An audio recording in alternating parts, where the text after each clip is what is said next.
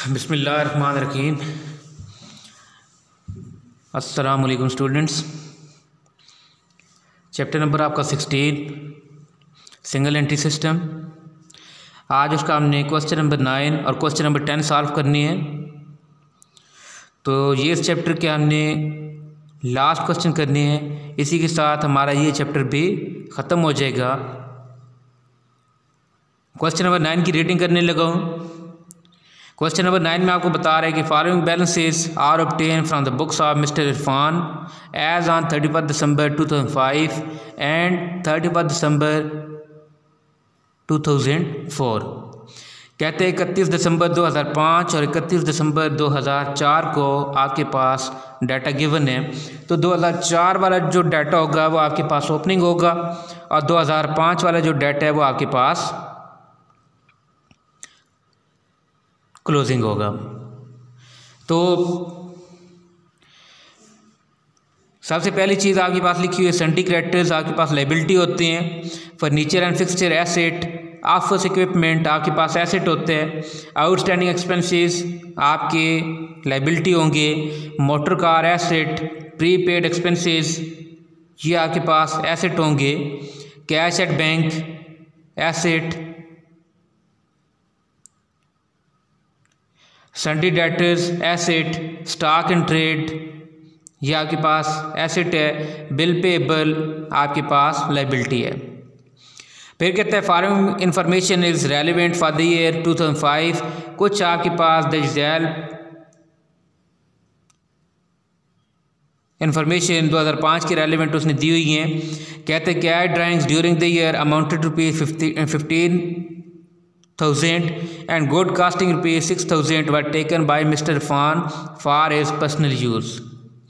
Mister Irfan ने क्या किया है? मिस्टर इरफान ने कारोबार से ड्राइंग्स की हैं 15,000 की और वो चीज़ें कितनी लेके जा रहा है 6,000 की। तो टोटल ड्राइंग्स कितनी बन जाएंगी 21,000। फिर कहते हैं ही sold one building at Karachi for rupees 1 lakh. उसने कराची में अपनी कोई पर्सनल बिल्डिंग बेची। Out of which he invested rupees 25,000 in his business. और उसमें से क्या कर रहा है 25,000 रुपया कारोबार में इन्वेस्ट कर रहा है साल के दौरान। तो ये उसके पास ये उसका फ्रेश कैपिटल या फर्दर कैपिटल होगा।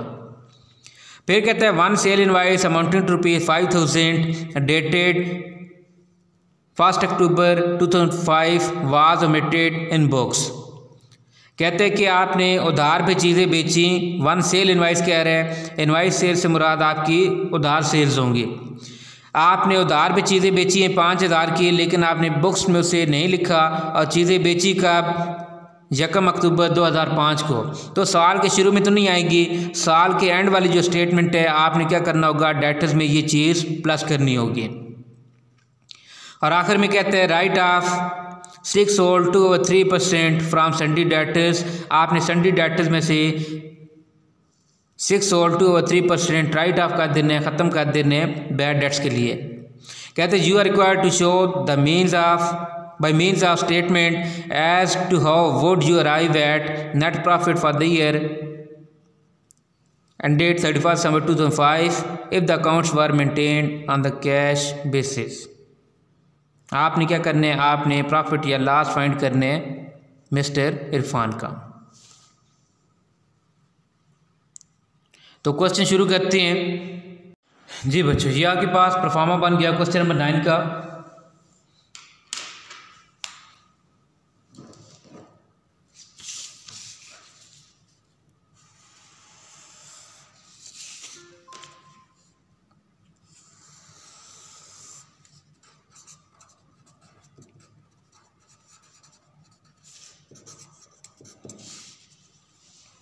अब इसमें जो सबसे पहली चीज़ आप लिखते हो वो आप लिखते हैं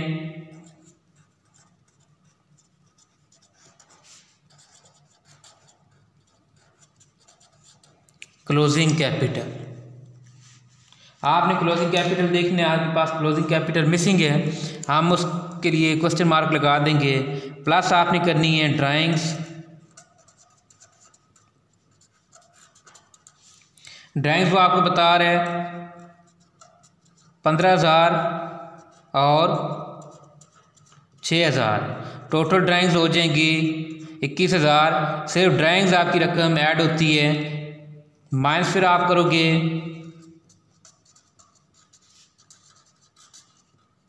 फ्रेश कैपिटल। आपके पास फ्रेश कैपिटल गिवन है 25,000। उसने बिल्डिंग बेची 1,00,000 की, उसमें से 25,000 रुपया कारोबार में इन्वेस्ट कर रहा है।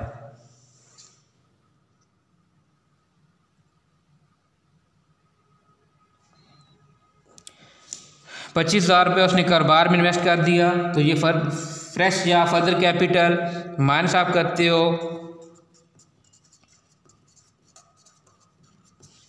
Interest on capital. अब इस क्वेश्चन में इंटरेस्ट ऑन कैपिटल नहीं बता रहा, ज़ीरो पुट करेंगे और आखिर में आपने माइनस करने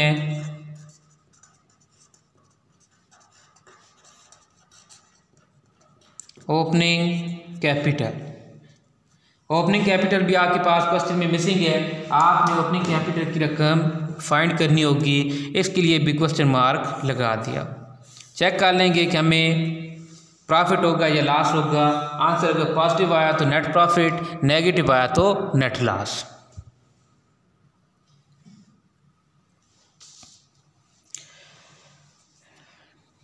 जी बच्चों, अब आपने साल के शुरू में और साल के आखिर में क्लोजिंग कैपिटल और opening capital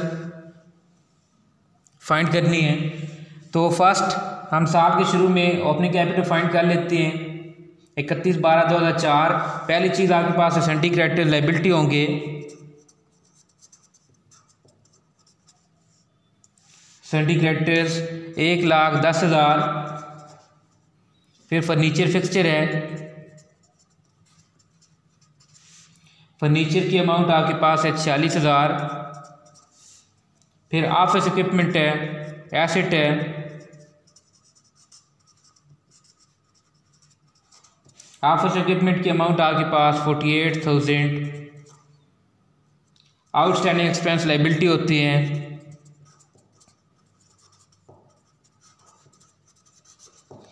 outstanding expense amount है 2,500। मोटर कार एसेट है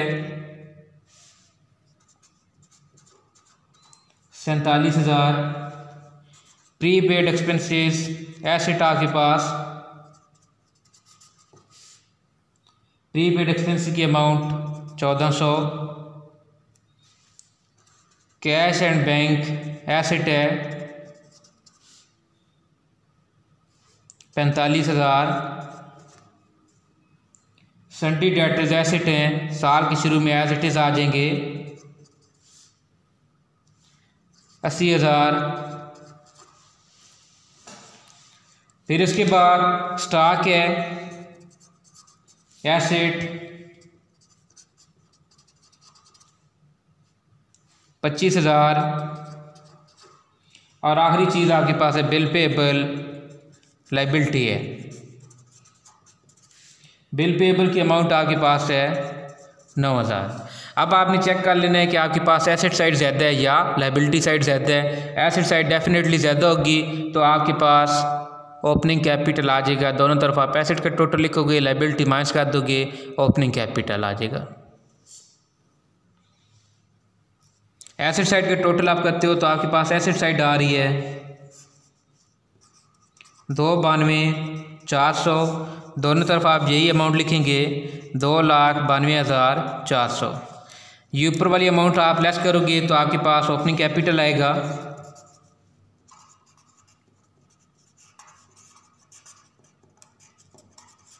ओपनिंग कैपिटल की अमाउंट आपके पास बनेगी। बच्चों आपके पास ओपनिंग कैपिटल की अमाउंट आ जाती है 1,70,900। अब आपने साल के एंड पे क्लोजिंग कैपिटल फाइंड कर लेने। क्लोजिंग कैपिटल फाइंड करने के लिए आपने साल के एंड वाली चीज़ें लिखनी है। पहली चीज़ आपके पास है सन्टी क्रेडिटर्स।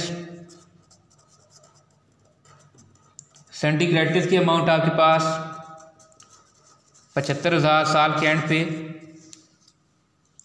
फिर फर्नीचर फिक्सचर है,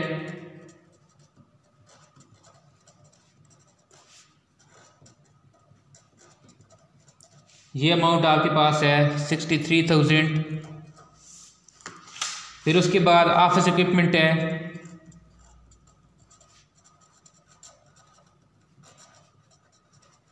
ये आपके पास एसेट होते हैं 47,700।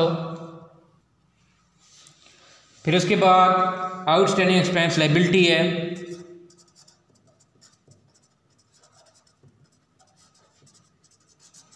आउटस्टैंडिंग एक्सपेंस की अमाउंट आपके पास 5,880।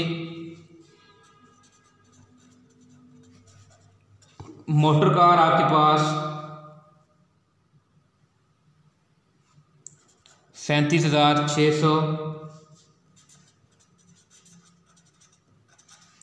प्रीपेड एक्सपेंसेस आपके पास 2,500। फिर कैश एंड बैंक एसेट है, अमाउंट आपके पास है 38,000। फिर सन्डी डेटर्स हैं 85,000। इसमें आपने क्या करना है, इसमें आपने जो आपकी क्रेडिट सेल्स हैं वो आपने इंक्लूड करनी है। आप ऐड करोगे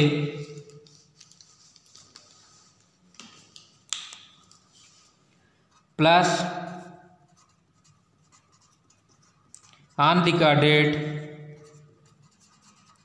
क्रेडिट सेल्स, ये अमाउंट है 5,000। टोटल अमाउंट बन जाती है आपके पास 90,000। इसके बाद आपने क्या करना है, आपने प्रोविजन निकाल लेनी है, माइनस करनी है। आप माइनस करोगे प्रोविजन फॉर बैड डेट्स, वो आपको बता रहा है 6/2/3। 6/2/3 क्या बनते हैं, ये आपके पास बन जाता है 6.6667। तो आप करेंटली आपके पास डेटर्स मौजूद हैं 90,000। आप 90,000 का 6.6667 डिवाइडेड बाय 100, तो ये अमाउंट आपके पास आती है 6,000।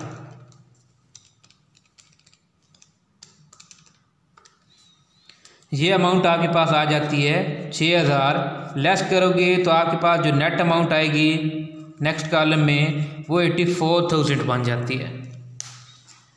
फिर उसके बाद स्टॉक इन ट्रेड आपके पास एसेट होता है, स्टॉक इन ट्रेड की अमाउंट आपके पास है 37,500। और आखिर में आपके पास है बिल पेएबल। बिल पेएबल की अमाउंट आपके पास है 5,000। अब आपने प्लस माइनस करके चेक कर लेना है एसेट साइड टोटल कितनी आ रही है, उसमें से लायबिलिटी को माइनस करोगे तो क्लोजिंग कैपिटल आ जाएगा। जी बच्चों, एसेट साइड का टोटल है 3,10,300, दोनों तरफ हमने लिख दिया। लायबिलिटीज़ इसमें से माइनस करोगे तो आपके पास क्लोजिंग या एंडिंग कैपिटल आ जाता है।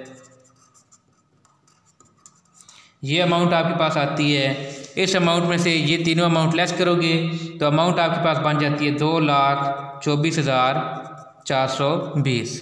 क्लोजिंग कैपिटल के अमाउंट आ गए। अब इसी अमाउंट को हमने पुट कर देना है प्रॉफिट एंड लॉस स्टेटमेंट में। तो प्रॉफिट एंड लॉस स्टेटमेंट हमने पहले बनाई हुई है, क्लोजिंग कैपिटल की अमाउंट यहाँ पे पुट कर देते हैं 2,24,420। इसमें ड्राइंग्स की रकम ऐड हो रही है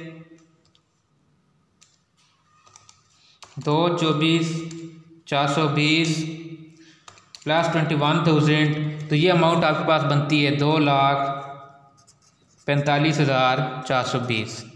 फिर इसमें से फ्रेश कैपिटल आपने माइनस करना है, अमाउंट आपके पास 25,000 है, माइनस करोगे 25,000 तो आपके पास अमाउंट आ जाती है 2,20,420।